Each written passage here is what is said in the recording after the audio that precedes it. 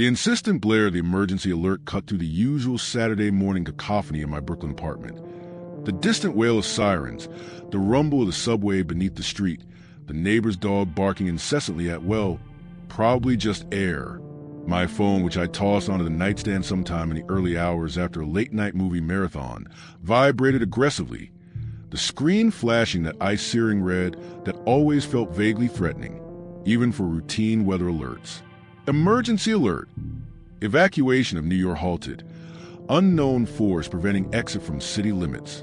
Remain calm and shelter in place. Tune to local news channels and official government broadcasts for further instructions. Evacuation in New York? Halted? Unknown force? My brain, still pleasantly foggy from sleep and the lingering effects of too much popcorn and sugary soda, sputtered and stalled. Evacuation alerts in NYC were rare, usually reserved for hurricanes or the occasional bomb threat that turned out to be a misplaced backpack. But halted evacuation and unknown force, that was a whole different level weird, a level that definitely exceeded misplaced backpack territory. I rubbed the sleep from my eyes, blinked a few times to clear the mental cobwebs, and stared at my phone again, half expecting the message to have magically transformed into a more mundane weather warning. Nope, still there, staring back at me with digital indifference, the same stark, unsettling message repeating in an endless loop.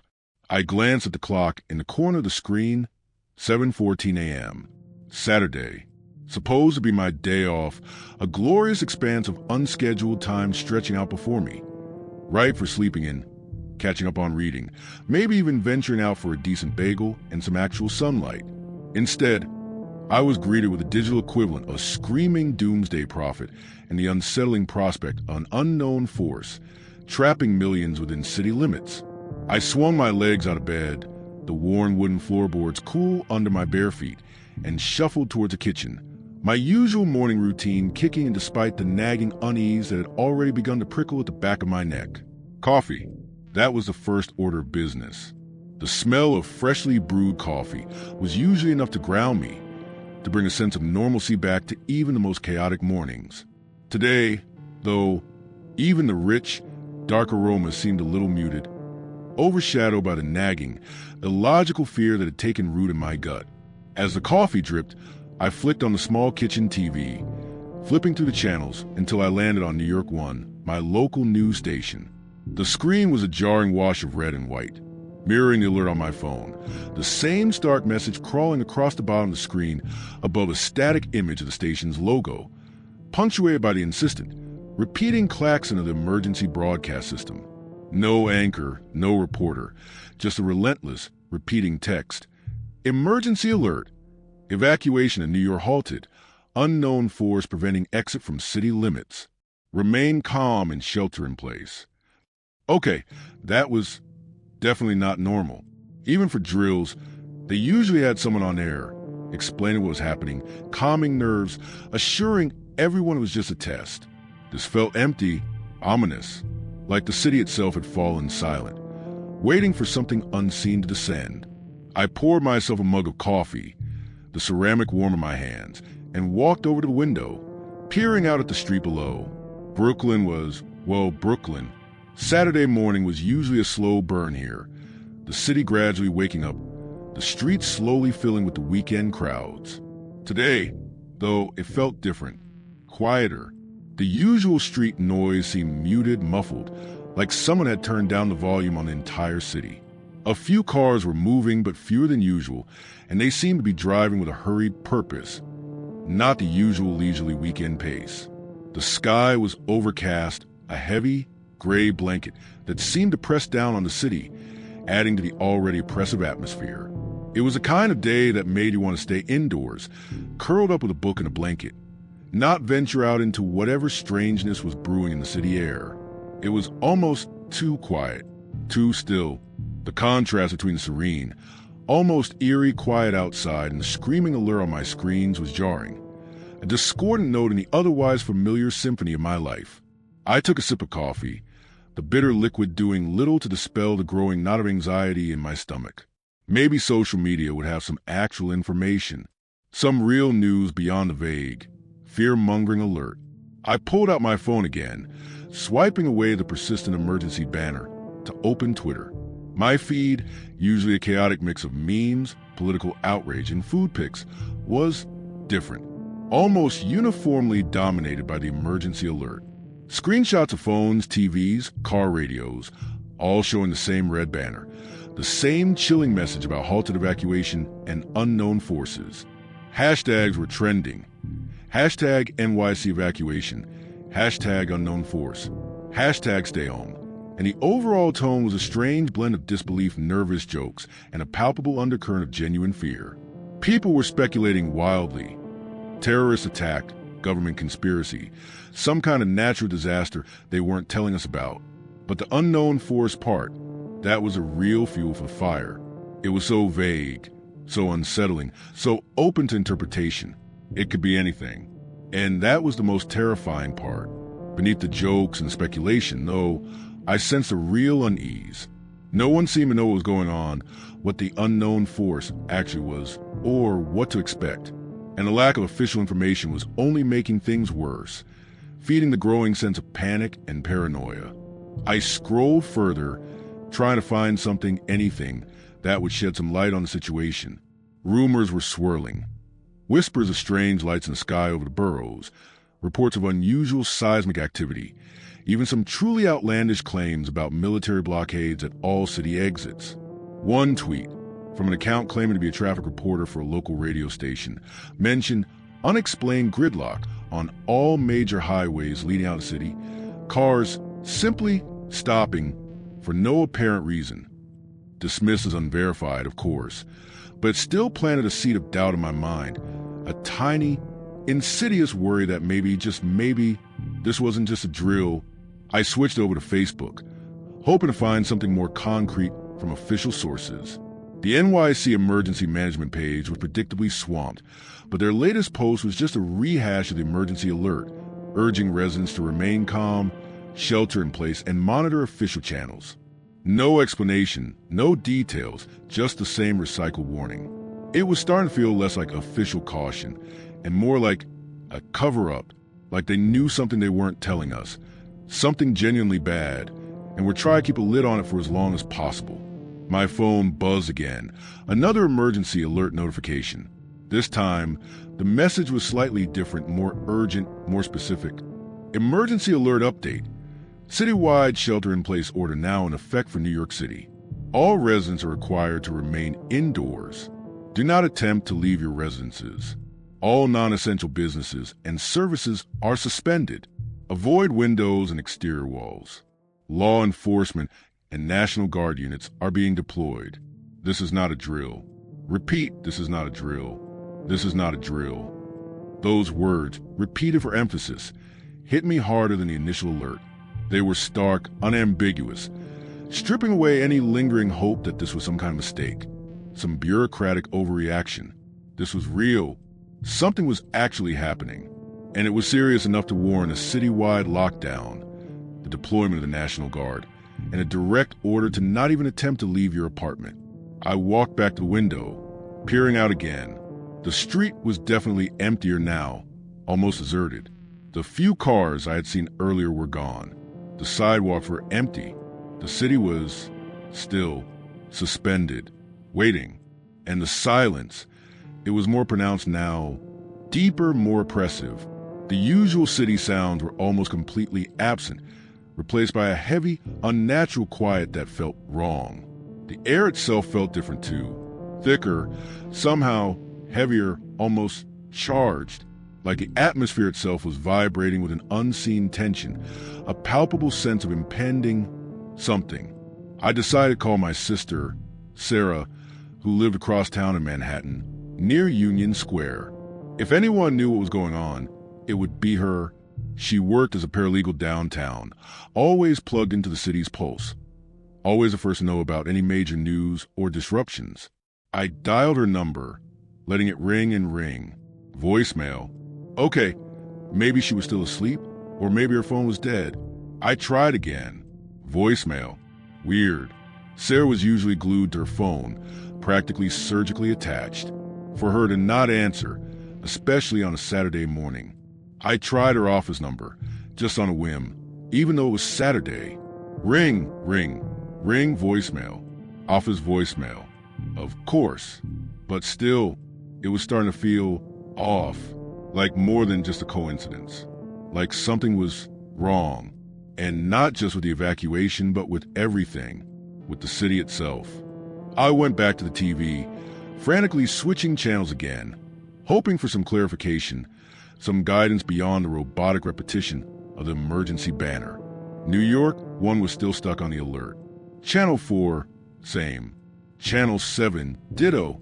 Even the cable news channels were locked in step. The same red banner, the same chilling message, like puppets on strings, all controlled by the same unseen hand. It was like the entire media landscape had been hijacked, reduced to a single, terrifying point of focus. I switched to the radio, hoping for something, anything different. Static, just white noise hiss on every station I tried, AM and FM alike. It was like the airwaves themselves had been cleansed, scrubbed clean of all information except for the official, ominous pronouncements. The silence in my apartment was deafening now, broken only by the low hum of the refrigerator and the increasingly frantic thumping of my own pulse. I felt utterly isolated, adrift in a sea of digital silence and manufactured fear, trapped in my own apartment, with no information, no contact, no way out.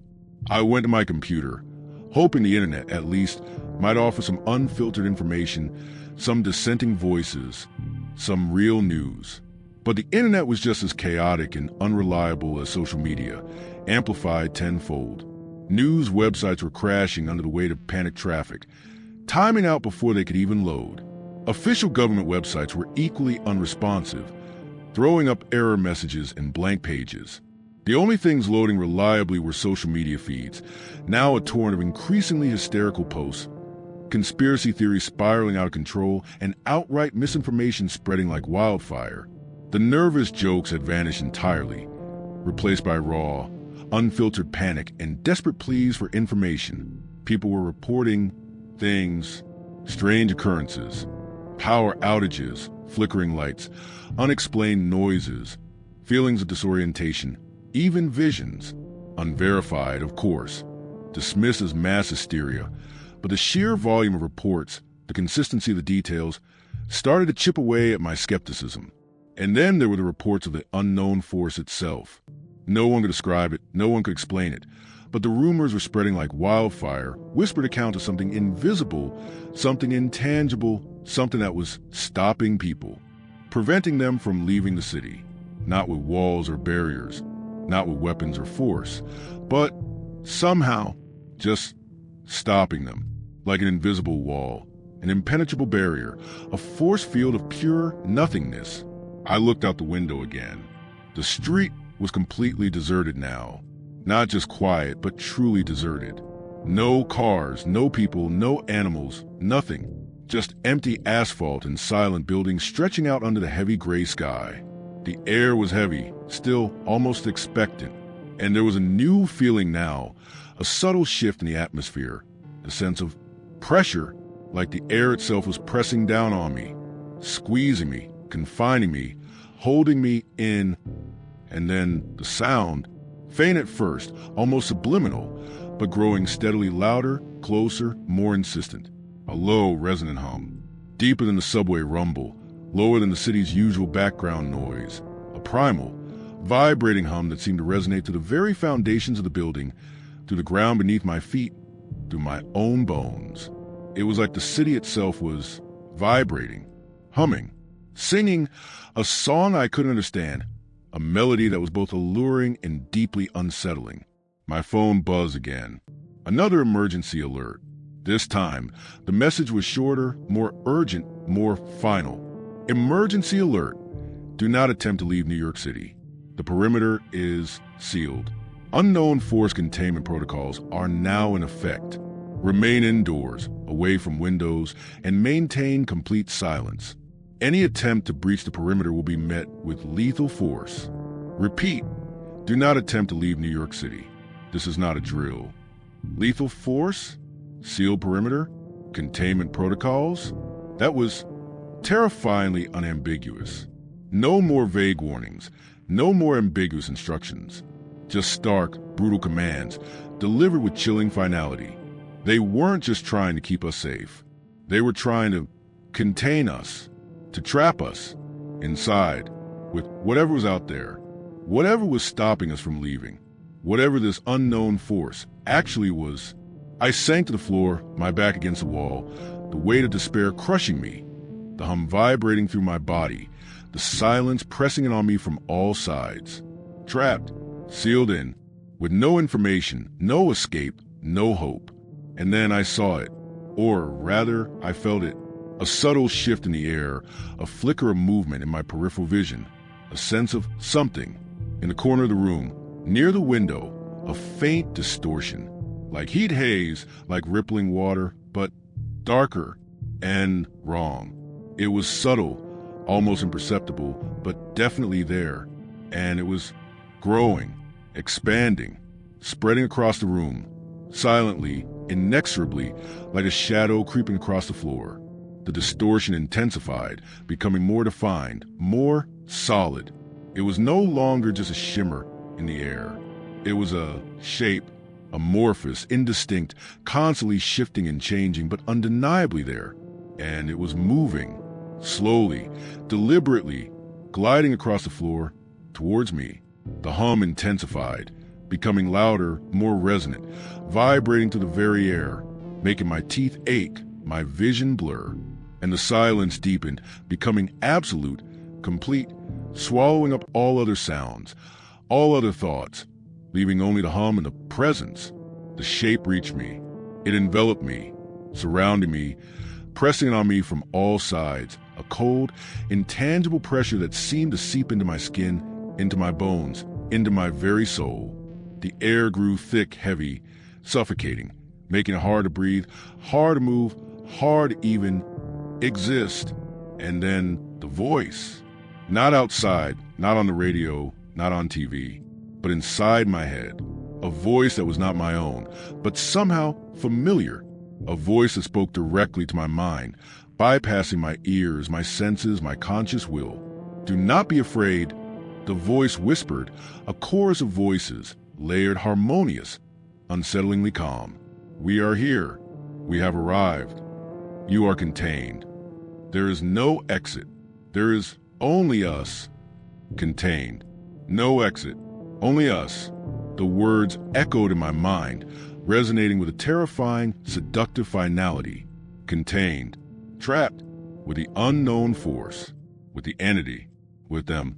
The distortion intensified, enveloping me completely, dissolving the boundaries of my body, my mind, myself.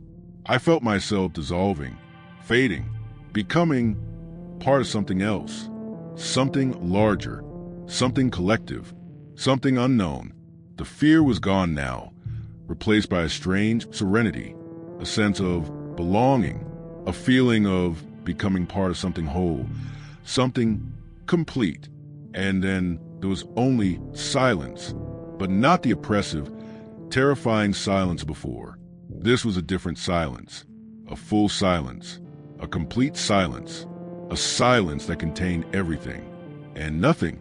If you felt the chilling embrace of that silence and the inescapable dread of being contained, please consider liking and subscribing to the channel. Your support allows me to bring you more tales in the heart of fear and the edges of the unknown. Hit that notification bell to ensure you never miss a new descent into the darkness. Thank you for listening. And remember, sometimes the most terrifying prisons are the ones we can't see and can never escape.